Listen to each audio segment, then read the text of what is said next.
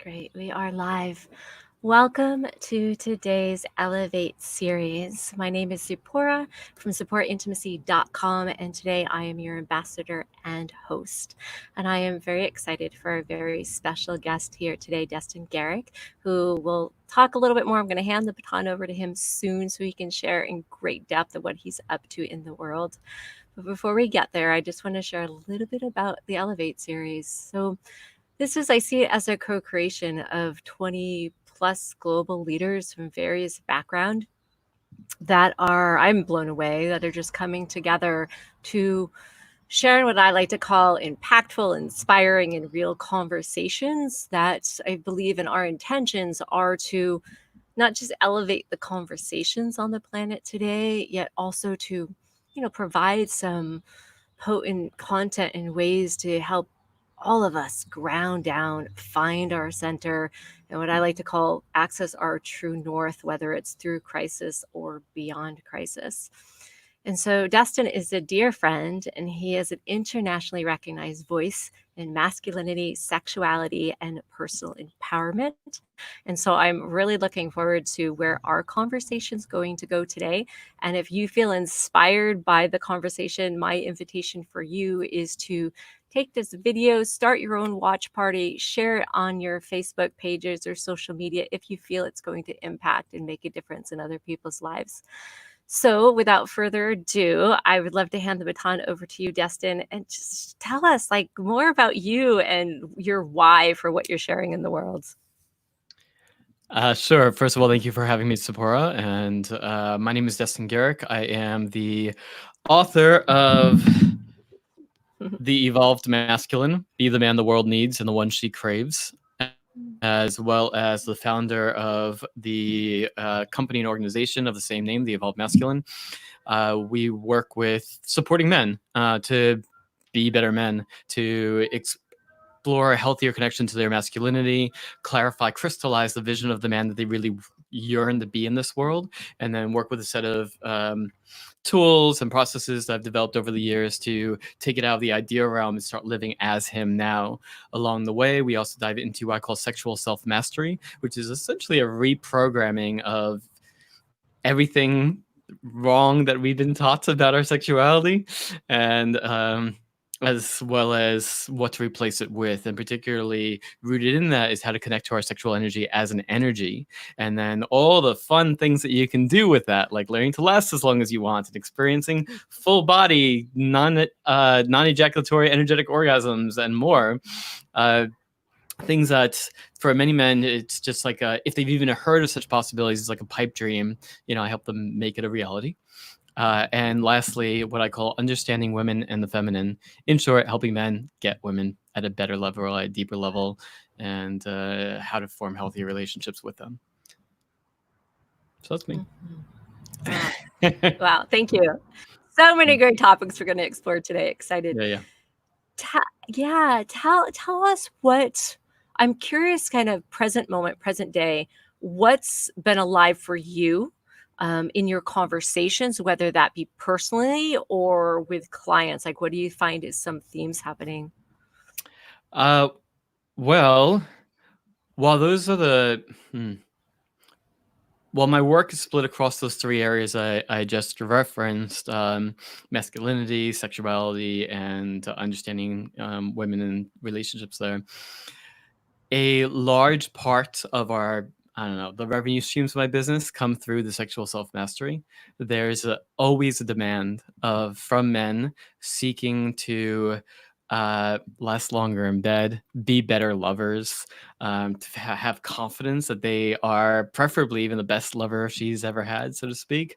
So there's a strong desire within the collective for that. And then I just kind of weave these different aspects of what I believe is important in with meeting that need along the way. So aside from that, we're in a time where there's a lot of confusion around what it means to be a man and what is healthy masculinity. Is there even such a thing?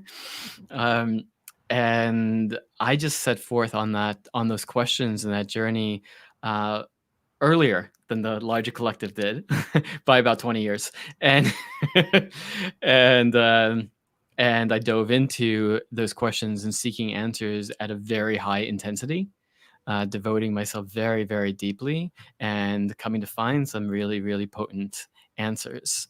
Um, they're not necessarily the answer, just as I am not the evolved masculine. The evolved masculine to me is it's an idea, it's an archetype, it's a north star to help guide other men and myself first and foremost, who are seeking a better way, who recognize that. The models that we have had around masculinity and what is supposed to be a man were broken, and we need something better. We need more than just uh, this is what's wrong and don't do that, and here's another bad example, and this is how you could end up being a criminal or at least a creep. But okay, I get it. I don't want to be that. I don't want to be that. Oh, so what do I do? Who am I supposed to be? That's the big question. Oh no.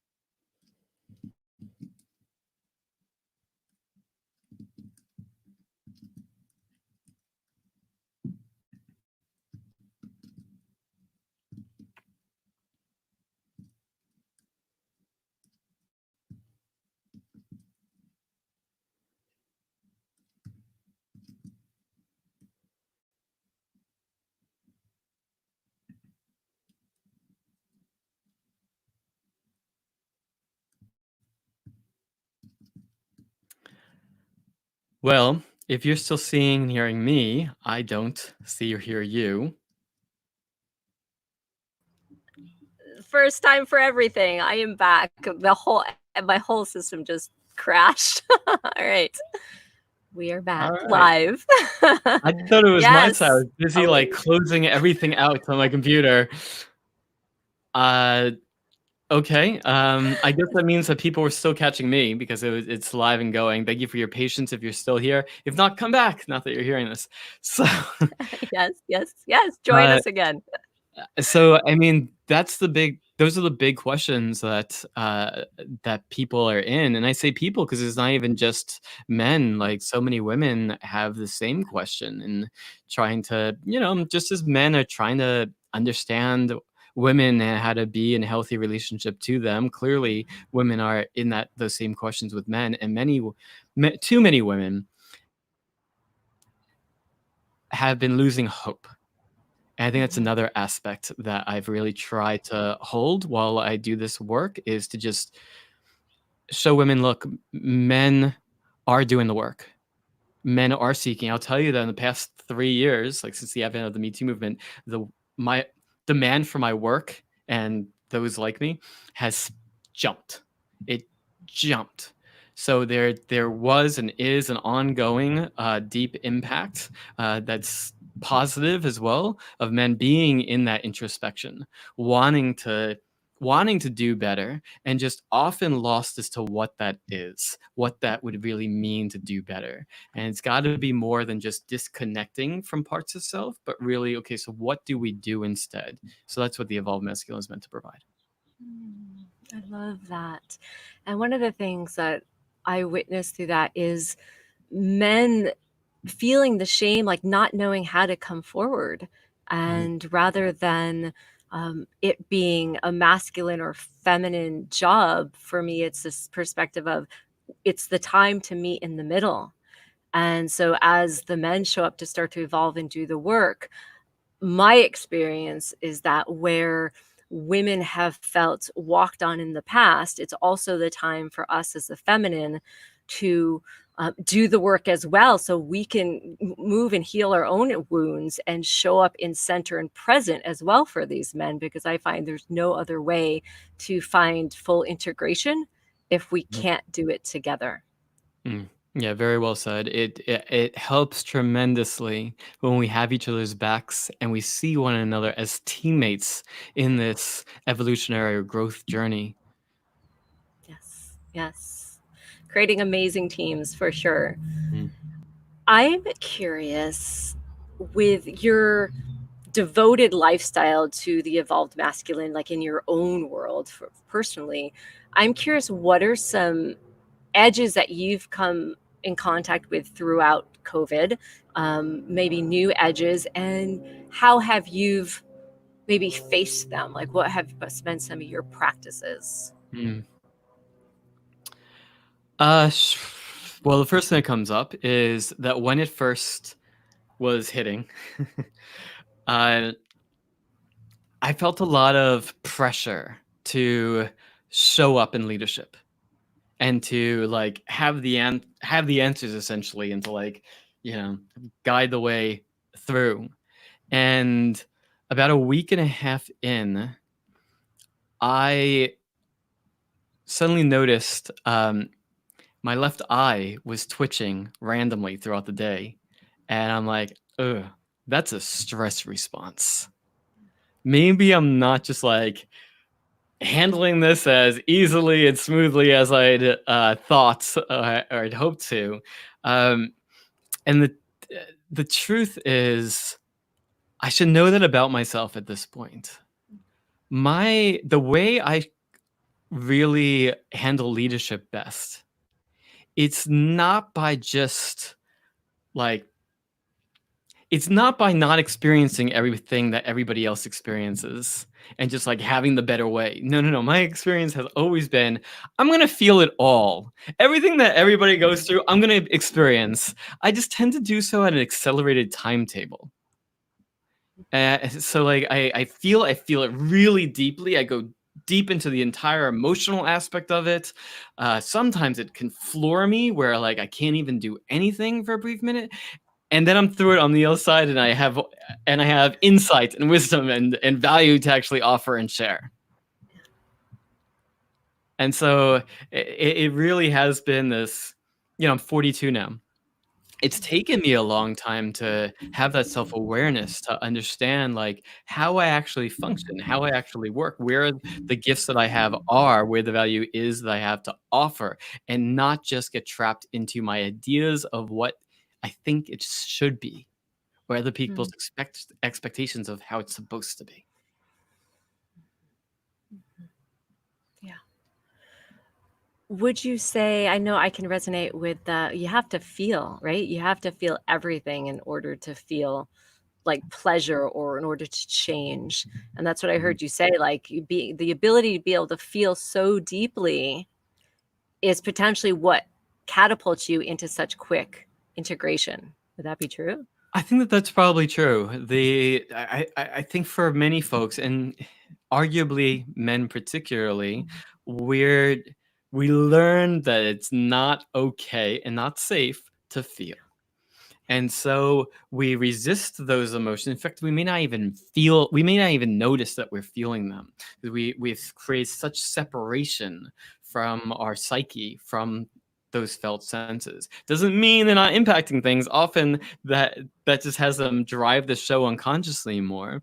But we're not it's unconscious. It's outside of awareness. Um, as I've learned, and it's been quite some time now, but as I've learned how to feel deeply, how to really like let it in, feel it, and not just let it floor me. Like when I was first in that process of, I didn't understand. I didn't understand how women seem to be calling for men to feel more, and do we want to feel your emotions and da da da. And then I felt like, well, whenever I do, you don't seem to like it, and and uh, I know many men can probably relate to that. Uh, there's a step beyond where I was at that time, which was a deeper level of emotional mastery, which I think is a chapter in my book. Uh, that's there's numbness to your emotions. Then there's like getting ruled by your emotions, like where the emotions just like react essentially. And then there's more of a integration of your emotions where you can be centered and grounded, feel the emotions, feel the waves of emotions, hold those emotions, and still make conscious choice and action from that place. That took me time and cultivation to get to, especially since I didn't even realize that's where I was supposed to be going. Uh, I'm curious because I get it. I so get it. I have this story of um, that I have tea. Like I sit and have tea with my feelings. Literally, like I look at them as aspects of myself, friends, if I may say, and a lifetime of slamming the door on on these friends, whether that be anger, rage, or fear, Mm, just not knowing what to do with them, right? Not knowing what to do with the feeling we're not supposed to feel, and yet rather meet them with the different sets of presence mhm, and invite them in. I don't know where came up with that, but it was just like invite them in for tea, open the door, stand there. And then for one point, the feelings would just be staring at you like, why is she just hanging out? Isn't she supposed to be scared of me? And then eventually they feel loved, right? mm, They're like, oh my God, I'm not scaring her. She's going to sit with me. They're going to sit with me. mm. They're going to be present. They're going to listen to what I need. So in what you shared, that's I what would I'm just pause you for a moment about. and just say like how profound that type of a practice can be. A- a- and again, I think that's for some people that can sound so foreign. Yeah. And I get it. And again, men particularly, like, we have some degree of shared experience. Like, I get how foreign that is, and how initially it may seem like scary, though you might not like to think of it in those terms. Uh, there might be resistances, but finding some version of that where you can welcome in the feeling and practice just being with it, not needing to do anything with it, just be with it, can be a very, very powerful thing. Thank you, Savara. Yeah, yeah, right. Even just for 3 minutes, right? We talk about simplicity, right? And you mentioned that this can be way over the top for some people, and right, it's important. I find baby steps are really important, and Mm, not to forget how each small step we take is leading to a greater whole. mhm. So I'm curious, like breaking it down for you, what would be some really basic practices for someone's like, oh shit, man, this is way too forward and scary. What are they talking about? Okay. Never quite know where we're gonna go with these things, I guess is it. So, What the heck? um, well, I mean, I think I was giving the first basic practice, which would simply be uh, there. It's a presence practice. It's practicing simply uh, tuning into your five senses is I believe the easiest doorway into deeper sense of presence. Your sense of sight, hearing, smell, taste, touch. When you are deep in your senses, you're not in your mind. I mean, listening to this, you probably have some sense as to like, do you live a lot in your head? A lot of men do, especially in today's day and age. And those who spend a lot of time in front of the computer, more so, engineering types or tech types, all the more so. Uh, that uh, anything that you can do that gets you deeper into your body would can help.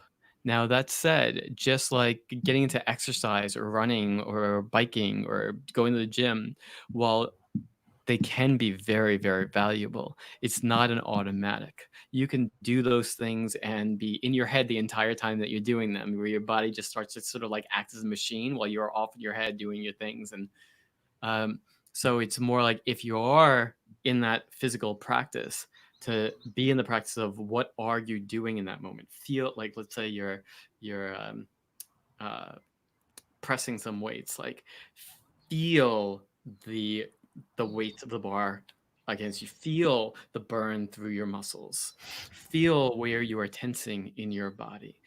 Hell, as you get better at it, explore where you can let go that you don't actually need to be tensing as you're doing so. Those types of tuning ins can be very, very useful, very powerful. And likewise, since we're here on soulful relating, and I know who I'm talking to, we could talk about sex. Sex and masturbation or any sort of solo pleasure are very powerful and fun places to dive into deeper presence place practices. I describe it as like the best carrot in the world. You know, it's like if there's ever a time to be present, isn't like sex the time? Like, yeah, I want to be there as fully as possible. Have you ever had the opposite experience where like you were in the middle of the sexual experience, or maybe you've done with the sexual experience, and you realize like you were just like off in your head the entire time? Um, Not only did it have a major impact on your own experience, it's going to have a major impact on your partner's experience. They want to feel a sense of passion and intimacy, and both of those things only take place in this present moment. So tune into your senses. See your partner, see your lover.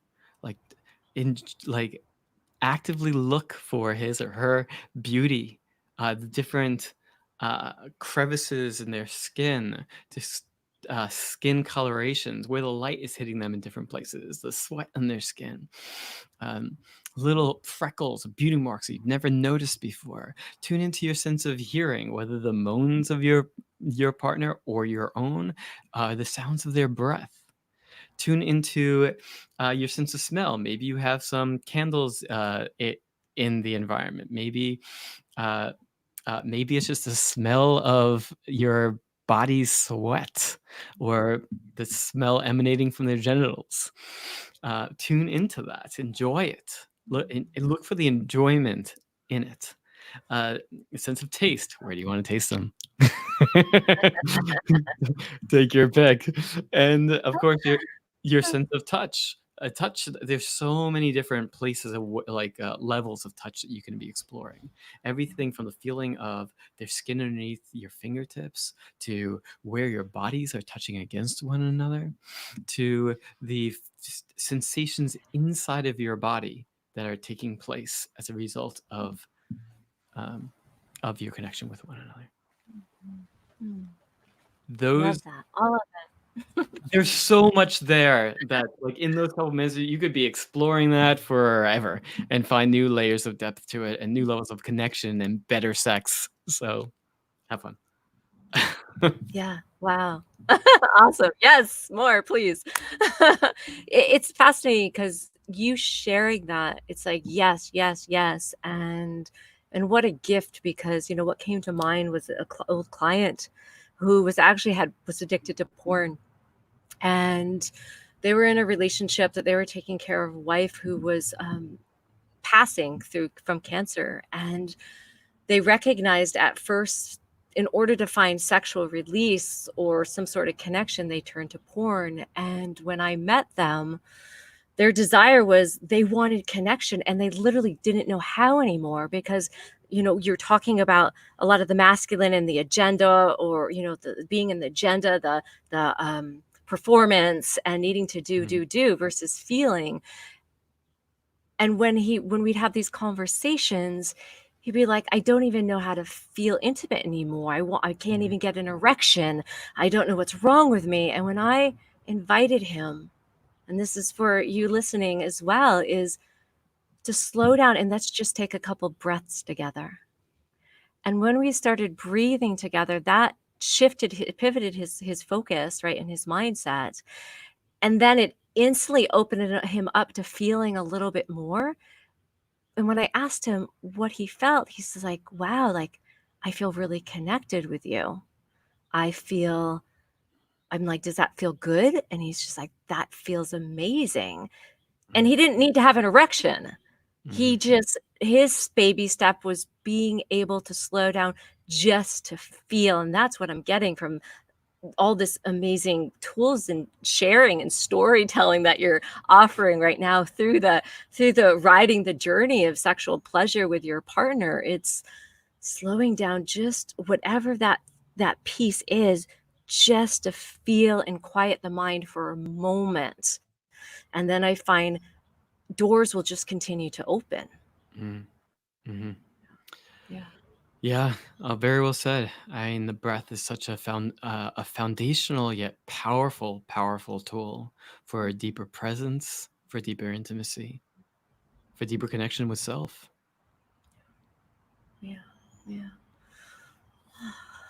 If you had, I everything you talk about, I know is what you teach and in your book, and I'm curious if you had one piece from your book, maybe it could be more than one, that you just want to share in relation to, I think, to do the evolved masculine. Uh, I love that. You're really good at that. Is speaking into your view on the evolved masculine and Mhm. leadership today on the planet. Mm. Mm. Really. So I work with a lot of highly successful men, men who have I like to describe men as who have created a high degree of success in this material realm, but there's this piece that's out of alignment. Often, often men, being so single focused in how we get things done, built their success by blinders on. I'm building this thing. I'm creating this thing in the world. I'm, you know, and they never gave their relationships or their sexuality the same level of attention or lay attention that it deserves. Um, but in so doing, they have these ripple effects. Uh, like these men have the choices that they make, the things they do, affect more people because of the what they've built in the world, who they've built themselves into being, the number of lives that they touch. And so anything that's out of alignment in him also ripples out, whether it is glaringly obvious or not. And so, we've gotten a huge mirror over the past few years that, hey, men, maybe some of the things that we've learned have been programmed around our sexuality or masculinity, what it means to be a man, women, are flawed. Well, men in leadership are uh, hold that just as much, maybe even at least as much. I mean, they're certainly the ones that are in the news most often, but that's often because they make the better stories, it seems. Uh, um, but uh, sooner or later, if you're in a position of leadership, sooner or later, you're going to be called to bring this part of yourself into deeper alignment, either through um, well, too often it's through crisis, whether it's a Me Too type of a moment, or it's divorce. You didn't have the time or the energy to give to your wife or partner because you were busy building this many multi-million-dollar or billion-dollar company, and now you're coming to me because you're on the verge of divorce, and in that process losing half. So, so if you just want to think in terms of your, that monetary, even selfish perspective, it's actually not very smart. We need to find greater balance. And, I believe, as I know you do as well, that one of the big places of greater balance are being called forward right now in the larger collective is this balance between masculine and feminine.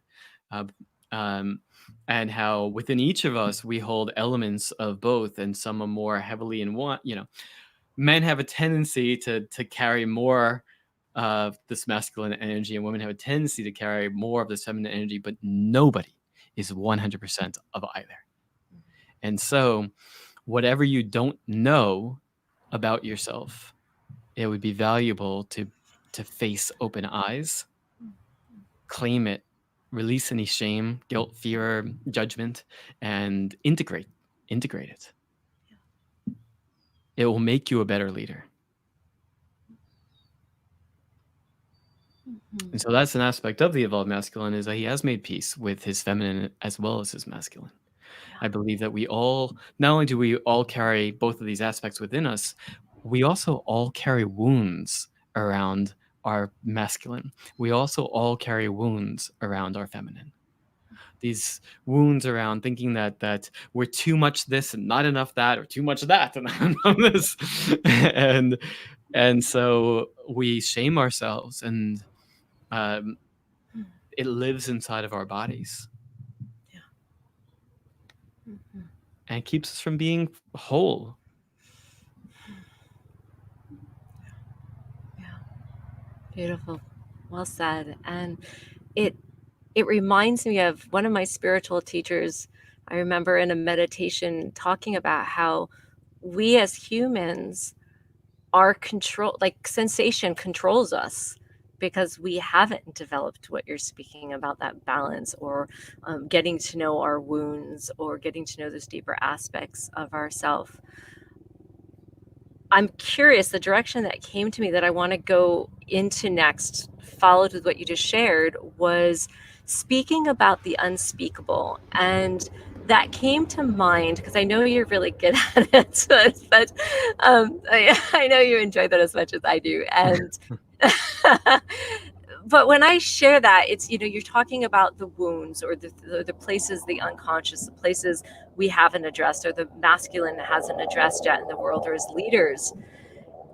And what I have found in that, the importance of learning how to speak the unspeakable in order to be part of our integration process, but to speak it in a way that one can be, from my view, radically honest, but know how to speak with a place of self-responsibility, compassion, and really, owning their stuff, but not holding it in and pretending it doesn't exist. So I just would love your take on that and view on that. I'm sorry, can you kind of simplify the question? You didn't pay attention to my feminine story all over the place. I love it. I I did love it. lose it. It's very interesting. It Awesome. happens.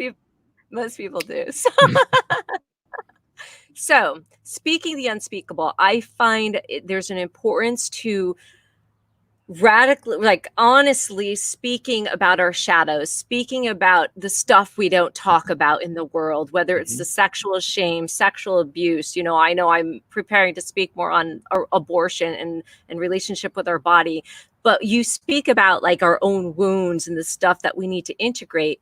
The question is, or the topic I want to go further into, is how to learn how to talk about that from Mm. a place of self-responsibility. Like, don't hide it and pretend it's not happening, but how can I talk about it rather than projecting it onto someone else and just really have these powerful conversations? Well, honestly, first and foremost, I believe in the power of community and and support, and uh, men's groups as well as women's groups.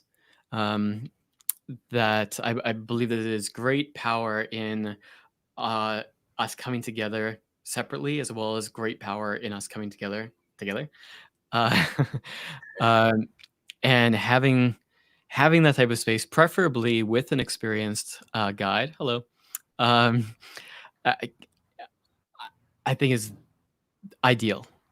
It's ideal. Um, that's why I developed the Evolved Masculine membership community as a way that I can bring men together to have these conversations, to support one another in this. Because chances are it's gonna be messy at first. We don't know how to do. I will tell you that I had less support than people have available today, and it was certainly messy for me.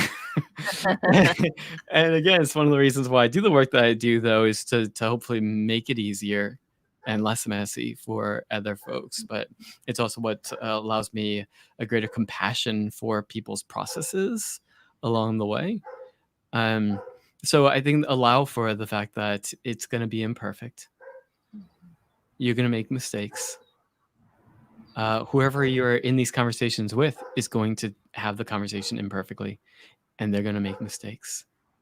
If you're in partnership, expect that doubly or triply so, because you have your emotional entanglement with one another, and and what triggers that get evoked from one another.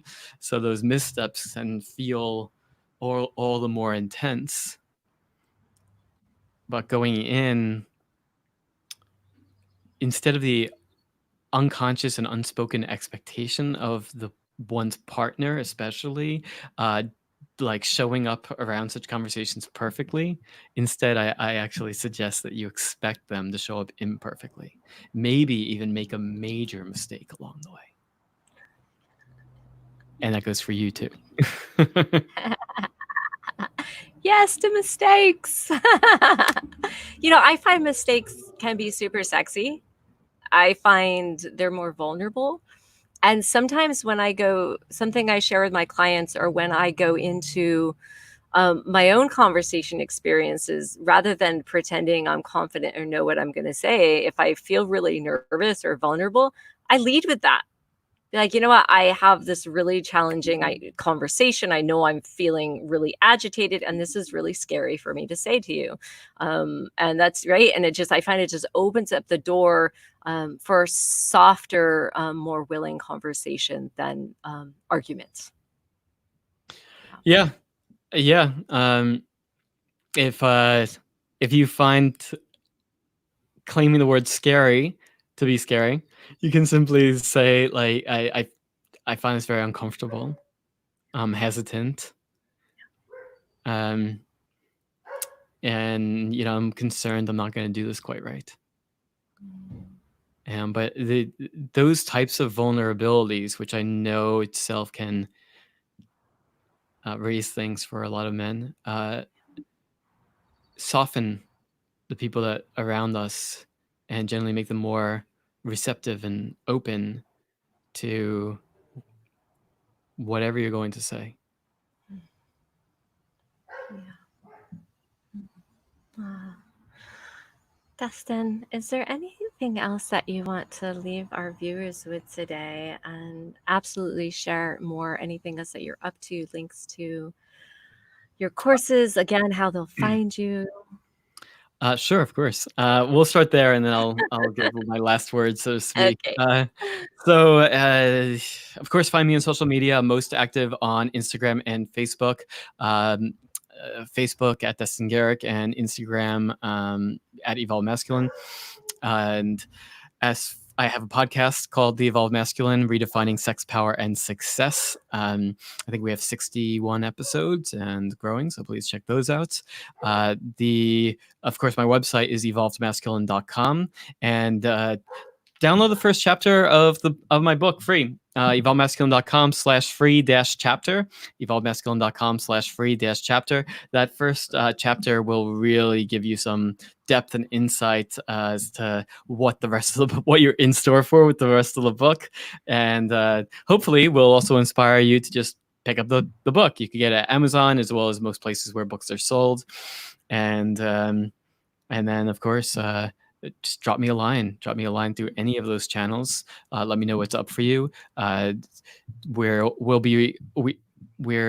We'll be opening enrollment soon for our next round of our sexual self-mastery training. So again, if you are a man and seeking to gain better mastery around your sexual energy, learn to last as long as you want, be the best lover you could be, experience full body or multiple non-ejaculatory orgasms, any and all of that, who doesn't really? Reach out. You can find more info on my website as well, but we have an application process and that whole thing that we can take you through. We'll be starting that up again in like 6 weeks, so now would be the time. Awesome. And I want to give a plug for your book. So I will share. I Sure. bought your book. I got your book for my partner, and he just dove into it. And we had been apart, and he came to visit me, and he came in, and I knew instantly he had read your book. I mean, I know your work, so I just knew. Like, he came in, and he was so present. and different. It was different. I was so ravished. We had just hot, passionate sex. He was more present than he's ever been. And afterwards, I asked him, I said, have you been reading Destin's book? Like, I just knew it. Like, it had like Yeah. your signature all over it. He's like, yes. So that's a plug for you women to buy your partners his book. Thank you. Really You're appreciate that. welcome. Women are often my greatest evangelists. So I notice men pay attention, women share. Nice. Awesome. Awesome. Great. Any closing thoughts, Destin? Yeah, I just want to say to never stop exploring, our sexuality and our relationships are such profound doorways to growth, transformation, evolution, to becoming more of who you're capable of being in this world.